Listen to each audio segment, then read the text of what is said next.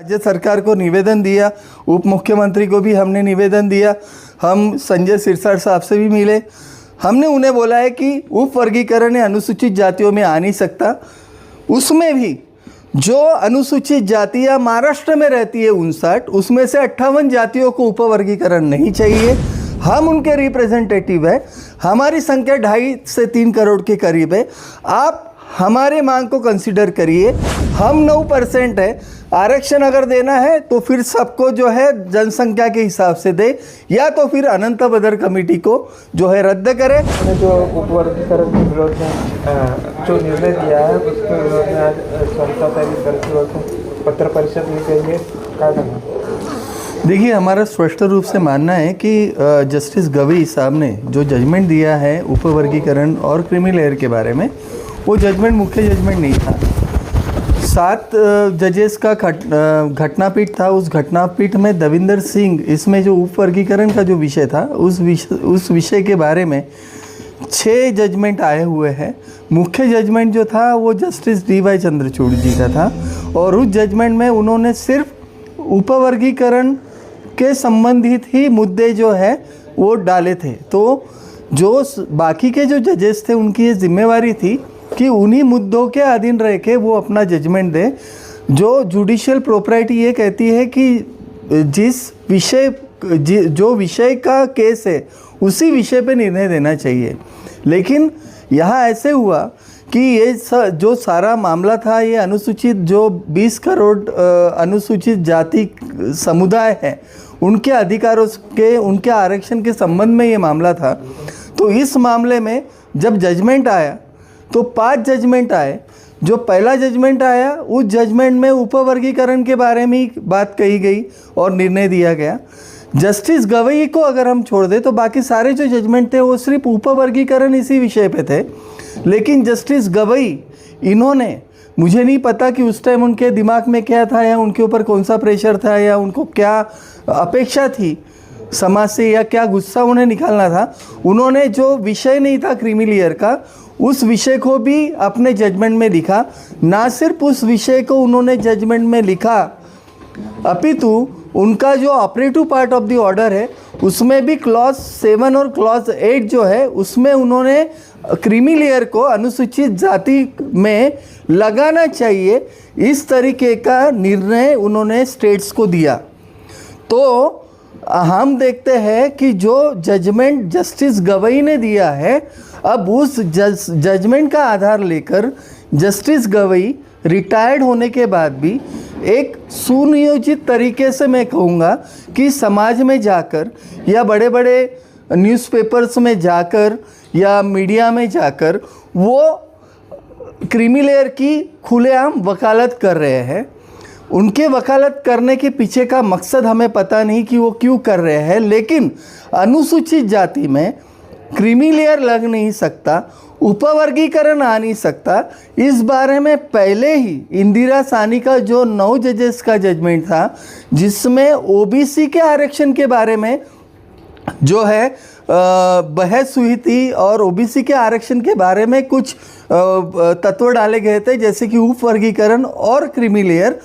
उसी जजमेंट को आधार बनाकर बिना किसी डाटा के, बिना किसी तथ्य के, बिना किसी आंकड़ों के उन्होंने वही जजमेंट ओवररूल ना करते हुए उन्हीं जजमेंट का आधार लेकर अनुसूचित जातियों में उपवर्गीकरण और क्रीमी लेयर लगाने का काम किया। अभी ये ऐतिहासिक तौर पर अगर देखें तो अनुसूचित जाति को मिलने वाला आरक्षण, इसका जो मुख्य आधार है वो अस्पृश्यता, जातिगत भेदभाव और उनसे उत्पन्न होने वाला आर्थिक, सामाजिक और शैक्षणिक पिछड़ापन है, और उसी के साथ उनके साथ जो जाति आधारित अन्य अत्याचार होता है, इस आधार पर उन्हें आरक्षण मिला हुआ है। साउथ ब्यूरो कमेटी 1919 के रिपोर्ट से लेकर तो संविधान के अनुच्छेद 17 तक अस्पृश्यता ही अनुसूचित जाति, अनुसूचित जमाती यो के आरक्षणों का आधार हैं। ये होने के बावजूद भी जो मुख्य जजमेंट दिया हुआ है दविंदर सिंह के केस में उपवर्गीकरण के संदर्भ में, और जो बाकी जजमेंट आए हैं बेला द्विवेदी मैडम का जजमेंट छोड़कर, इन सारे जजमेंट में कहीं पर भी अस्पृश्यता और जातिगत भेदभाव, ये जो मुख्य आधार है, इन आधारों का किसी भी तरीके का विश्लेषण, नंबरिंग, स्टैटिस्टिकल डाटा जो है एग्जामिन नहीं किया गया और सिर्फ इमेजिनेशन के बेसिस पर और धारणाओं के बेसिस पर ये जजमेंट दिया गया है। इसलिए जजमेंट असंवैधानिक है। उपवर्गीकरण का ये जो जजमेंट है और जिसमें क्रीमी लाने की भी जो असंवैधानिक कोशिश की है, वो पूरी तरीके से भारतीय संविधान की जो मूलभूत जो चौखट है उसको तोड़ने का काम करता है। और इसी कारण गवई साहब से हमारी या किसी की भी दुश्मनी नहीं है, लेकिन जब बात 35 करोड़ लोगों के हक, अधिकार और अस्तित्व की आती है तो सामने कोई भी आए हम उसका डट के मुकाबला करेंगे। कल प्रधानमंत्री भी आएगा तो उसको भी हम उसकी औकात दिखाने की ताकत रखते हैं। और इसीलिए कौन सर आता अभी आपकी राज्य सरकार से क्या मांग है? अभी हमारी राज्य सरकार से सीधी मांगे भी है। हमने राज्य सरकार को निवेदन दिया, उप मुख्यमंत्री को भी हमने निवेदन दिया, हम संजय सिरसाट साहब से भी मिले। हमने उन्हें बोला है कि उप वर्गीकरण अनुसूचित जातियों में आ नहीं सकता, उसमें भी जो अनुसूचित जातियाँ महाराष्ट्र में रहती है 59, उसमें से 58 जातियों को उपवर्गीकरण नहीं चाहिए। हम उनके रिप्रेजेंटेटिव है, हमारी संख्या 2.5 से 3 करोड़ के करीब है। आप हमारे मांग को कंसिडर करिए। हम 9% है, आरक्षण अगर देना है तो फिर सबको जो है जनसंख्या के हिसाब से दे, या तो फिर अनंत बदर कमेटी को जो है रद्द करे, और सिर्फ रद्द ना करे, सदन में प्रस्ताव पारित करे कि महाराष्ट्र की अनुसूचित जातियों को क्रीमी लेयर और उपवर्गीकरण, ये जो दो धारणाएं हैं ये लागू नहीं होती, ये कंसेप्ट लागू नहीं होते, क्योंकि इनका शोषण ऐतिहासिक है और इस कारण से ये जो विवाद है इसको समाप्त करें।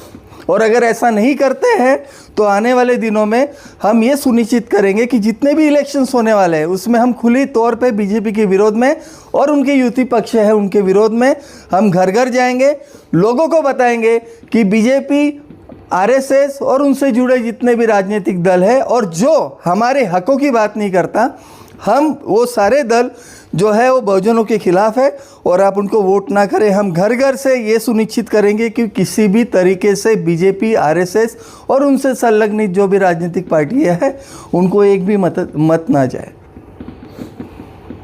विधानसभा में 4 आमदारों ने फलक झलकाए थे और उपवर्गीकरण का समर्थन किया था। नहीं, सवाल ऐसा है कि मुझे तो समझ भी नहीं आया कि उन्होंने फलक क्यों झलका और उसके पीछे उनकी मंशा क्या थी। क्योंकि अब-कड आरक्षण, एक्चुअली उपवर्गीकरण जो है वो अब-कड से निर्धारित नहीं होता। यानी अब-कड क्यों बोल रहे हैं मुझे वही नहीं समझा, तो मैंने थोड़ा सा पता करने की कोशिश की तो मुझे ये समझा कि इन्हें पता कुछ भी नहीं है आरक्षण के बारे में। इनके हाथ में फलक उनके मालिकों ने दिए हैं और वही फलक को झलका रहे हैं। क्योंकि मैं आपको बता देता हूं कि उपवर्गीकरण कैसा लागू करना चाहिए इसका कोई निकष नहीं है।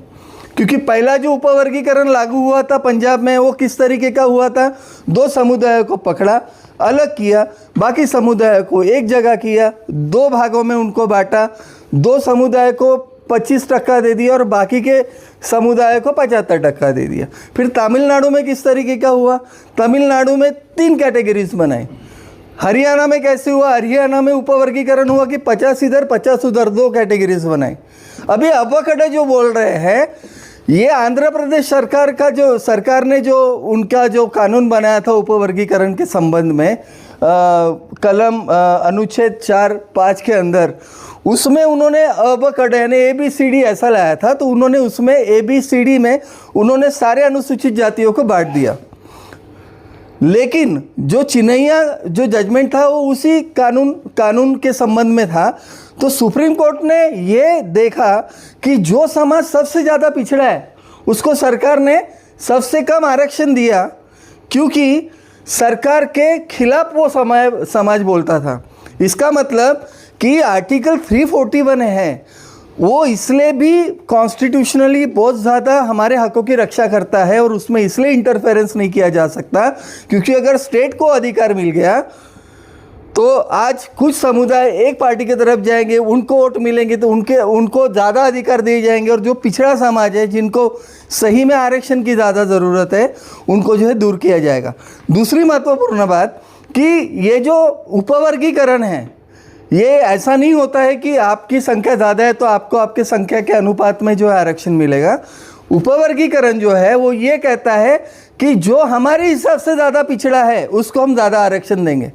यानी अगर महाराष्ट्र में अगर हम देखें तो 13.5% अगर हम सेंसस के हिसाब से देखें तो 9% महार समाज आता है, 2% मातंग समाज आता है, 1% चांबार समाज आता है, थोड़ा 1% से कम थोड़ा ढोर समाज आता है, और बाकी जो पूरा जो 52-53% है वो उस 1 या 1.5% में आता है।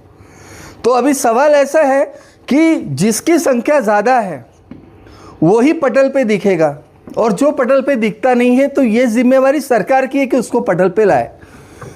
कितने मांग समाज के या चांबार समाज के बस्तियों में स्कूलें खोली गई, डेवलपमेंट सेंटर खोले गए, बच्चों के जो है उनकी बुरी आदतें सोची इसलिए किस तरीके के रिहैबिलिटेशन सेंटर खोले गए, तो उसका उत्तर ना है। तो ये जो सारा जो षड्यंत्र है ये पूरी तरीके से जो चलाने वाले लोग जो आज आप जस्टिस गवी को देख रहे हैं, उसके पहले आपने डिक्की के कामड़े को देखा, उसके पहले आप विष्णु कस्बे को तो हाथ में लाठी लेके देख ही रहे, ये सारे किसी एक बड़े संस्था, यानी मैं सीधा बोलूँगा आरएसएस और बीजेपी के पाले हुए लोग हैं जो समाज में जाके उपवर्गीकरण और क्रीमी लेयर के बारे में समाज को गुमराह करने का काम कर रहे हैं, बांटने का काम कर रहे हैं, देश को बांटने का और संविधान को बांटने का काम कर रहे हैं। क्या संदेश देना चाहेंगे? संदेश यही देना चाहेंगे कि जब तक हमें नहीं पता, मुझे तो ऐसा लगता है कि हमारे साथ लाखों लोग हैं, वो हमें आज कम दिख रहे हैं, लेकिन आने वाले समय में वो लाखों लोग हम रास्ते पे उतारने की ताकत जो है हम निश्चित ही निर्माण करेंगे। हम व्यापक जन जागृति करेंगे। विषय जो है उपवर्गीकरण और क्रीमी लेयर का ये थोड़ा टेक्निकल है, इस वजह से लोगों को समझ में नहीं आता, लोग इस विषय से जुड़ रहे हैं।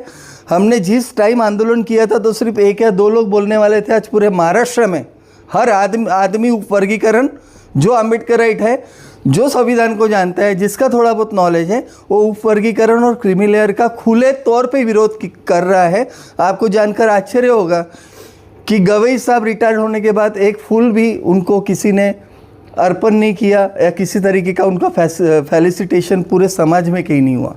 इसके पहले भी हम लोग उनका विरोध कर सकते थे, लेकिन हमें लगा कि ये आदमी भटका हुआ है, कुछ इसे मिलना होगा या कुछ उसकी फाइलें फंसी होगी, तो हो सकता है कि उसने दबाव में आकर निर्णय दिया होगा। लेकिन जिस तरीके की वो बात कर रहे हैं और जिस तरीके का उनका एटीट्यूड है, हमें लगता है कि वो बहुत ही शोचनीय तरीके का एटीट्यूड है।